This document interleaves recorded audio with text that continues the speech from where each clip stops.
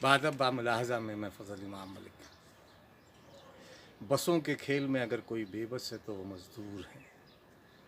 सत्ता का अहंकार भारतीय जनता पार्टी और उसके मुख्यमंत्री योगी आदित्यनाथ के सर पर चढ़कर बोल रहा है। कभी वही योगी आदित्यनाथ थे जो जब सांसद थे तो लोकसभा में एक बार फपक कर रो पड़े थे अपनी मजबूरी बेबसी को बयान करते हुए, लेकिन आज उन्हें मज़दूरों, मजबूरों, बेकसों, किसानों के आंखों में से बहते आंसू दिखाई नहीं दे रहे हैं। इसलिए वे ज़िद पड़ रहे हैं, और सत्ता जब ज़िद पड़ती है तो फिर संग्राम भी होता है, कोहराम भी मचता है, और फिर जब इवाम अपना फ़ैसला लेती है तो तख्त तो दूर, तख्ता तक भी लोगों को नहीं मिल पाता है। सत्ता और साम्राज्य से लोग बेदखल कर देते हैं। वो जो आज सत्ता के अहंकार में चूर अपनी सियासत के लिए बसों की राजनीति कर रहे हैं, मज़दूरों पर राजनीति कर रहे हैं, लेकिन जो सरकारें मज़दूरों को इस गर्मी और चिलचिलाती धूप में बेसहारा छोड़ रहे हैं, ट्रेनों और बसों के लिए दौड़ा रहे हैं, रजिस्ट्रेशन करवाने के लिए जो उन्हें परेशान किया जा रहा है, ऐसी सरकारों को जितनी भी बातें की जाए वो कम है, क्योंकि सरकारें आज बेशर्मी का एक लबादा ओढ़कर सिर्फ सियासत कर रही है। मज़दूरों की आंखों से बहते हुए आंसुओं को अगर उसे पता होता, उनकी पीड़ा को अगर वो समझती, तो ठीक है कि कांग्रेस ने बसों का इंतज़ाम किया था योगी आदित्यनाथ की सरकार के लिए कि मज़दूरों को लेके जाइए, उनके घरों तक पहुंचाइए, लेकिन बसों को इजाज़त नाम देने के नाम पर जिस तरह की नौटंकी की जा रही है, वो सचमुच योगी आदित्यनाथ के कामकाज करने पर भी सवाल है। एक निरंकुश मुख्यमंत्री की तरह वे काम कर रहे हैं, और वो सिर्फ मज़दूरों को की बेबसी और परेशानी पर मज़े लेकर कांग्रेस के साथ सियासत कर रहे हैं। प्रियंका गांधी ने बसें दी, तो उन बसों को से मज़दूरों को ले जाने में एतराज़ कैसा? एक बस का ड्राइवर के आज वीडियो देख रहे हैं तो उसने कहा भी कि आज ये हमसे परमिशन देने के नाम पे कागजात मांग रहे हैं, ड्राइवर का ड्राइविंग लाइसेंस मांग रहे हैं, इंश्योरेंस देख रहे हैं, लेकिन जब यही सरकार रैली में भीड़ जुटाने के लिए हमारी बसों को लेती है तो कहाँ परमिशन देखती थी? कहाँ पर परमिशन लेने के लिए कहाँ इतनी भाग दौड़ करना पड़ता था हमें। न वो हमारे लाइसेंस देखती थी, न बसों के कागजात देखती थी, इंश्योरेंस ठीक है या नहीं ठीक है, ये कुछ भी नहीं देखती थी। रैलियों के वक्त या चुनाव के वक्त भी जब गाड़ियाँ ली जाती हैं तो क्या इन सब का ध्यान रखा जाता है? लेकिन चूँकि अभी सियासत करनी है योगी आदित्यनाथ को, इसलिए वो तरह तरह के बहाने गढ़ रहे हैं, लेकिन इस बहानों में मूल सवाल कहीं अब भी बरकरार है। कांग्रेस ने तो उन्हें घेर दिया है। प्रियंका गांधी ने जो अपना मास्टर स्ट्रोक, पहले भी मैंने बाद में कहा कि प्रियंका गांधी और कांग्रेस के मास्टर स्ट्रोक पर केंद्र की सरकार और यूपी की सरकार दोनों बैकफुट पर है। सिर्फ डिफेंस कर रही हैं और सिर्फ इजाज़त और परमिशन के जाल में उलझाकर दरअसल मज़दूरों की भावनाओं से खिलवाड़ कर रही हैं। कांग्रेस से ठीक है वो सियासत करें, सियासत के लिए तो अभी पूरा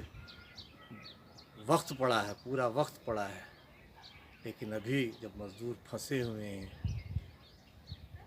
एक दिन पहले 1000 बसें प्रियंका गांधी ने गाज़ियाबाद और नोएडा की सीमा पर लाकर खड़ी की थी। सरकार का कहना है कि उसमें कई टैक्सियां हैं, कई वाहन हैं, कई तिपहिया चालक हैं, उनके अपने बहाने, उनके अपने तर्क हैं। इन तर्कों में सियासत ज़्यादा लगती है। कहा यह गया कि FIR भी हो गया प्रियंका गांधी के PA के ख़िलाफ़, और उत्तर प्रदेश के अध्यक्ष अजय कुमार लल्लू, उनके ख़िलाफ़ उन्हें तो आगरा में उनको गिरफ़्तार भी किया गया। कहा जा रहा है कि उन्होंने मास्क वगैरह नहीं पहना था, इसलिए उनकी गिरफ्तारी हुई।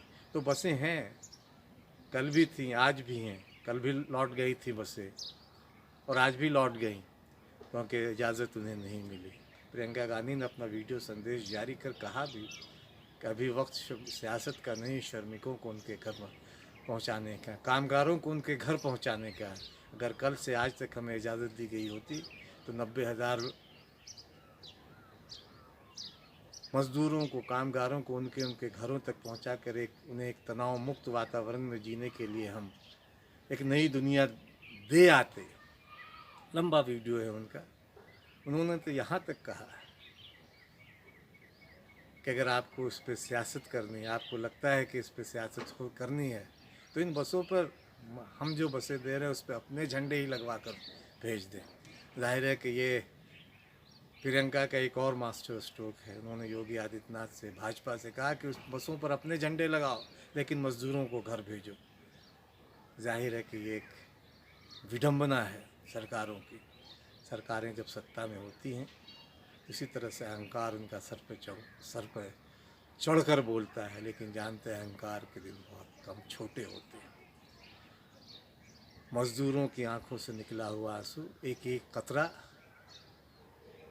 उनकी सत्ता से हिसाब मांगेगा, उनके काम काज करने के तरीके से हिसाब मांगेगा।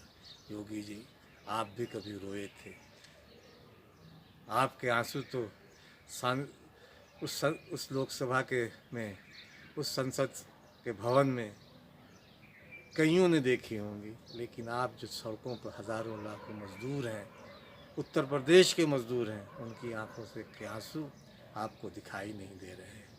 ये आंसू किसी दिन आपकी सत्ता के कंगूरों को हिला देंगे। आपकी सत्ता जिस तख्त पे बैठे हैं उस तख्त के पाए को हिलाकर आपसे सवाल करेंगी और आपके पास तब कोई जवाब नहीं होगा, क्योंकि आपने उनकी पेट की आग को भी नहीं समझा और उनकी पीड़ा को भी नहीं महसूस किया। और जो मज़दूरों, किसानों, गरीबों की पीड़ा, उनके भूख को नहीं समझता, उसे सत्ता में बने रहने का भी हक नहीं है। आज भले आप सत्ता में हैं, आज भले आप अपनी चला रहे हैं, एक तानाशाह की तरह व्यवहार कर रहे हैं, लेकिन निरंकुश सत्ता न हिटलर की रही, न मुसोलिनी की रही। बड़े बड़े तानाशाहों की सत्ता को उस ज़माने ने बिखरते देखा है। आपकी सत्ता भी, अगर आपने इन मज़दूरों की नहीं सुनी, आपने इन किसानों की नहीं सुनी, आपने गरीबों की नहीं सुनी, तो सत्ता बहुत दिन आपका भी साथ नहीं देगी। क्योंकि भूख से जुड़ी इबारत, भूख से लिखी गई इबारत और आंखों से बहते हुए आंसू अगर आप नहीं देखते, आपको समझ में नहीं आता है, तो फिर सत्ता पे बने रहने का भी हक आपको नहीं है। क्योंकि सत्ता का जो अहंकार है वो बहुत दिन तक नहीं रहता है और साम्राज्य ही नहीं, सब कुछ बदल कर रख देते हैं। लोगों की आहें, लोगों की हाय, लोगों की कराहें, लोगों की तकलीफ़ें, इसे आपको भी समझना होगा और उन तमाम सरकारों को समझना होगा जो मज़दूरों की पीड़ा को नहीं समझती हैं, मज़दूरों की परेशानियों को नहीं समझती हैं, किसानों और गरीबों की भूख को नहीं समझती हैं। आपको अगर ये अच्छा लगा हो, इसे लाइक, शेयर और सब्सक्राइब करें।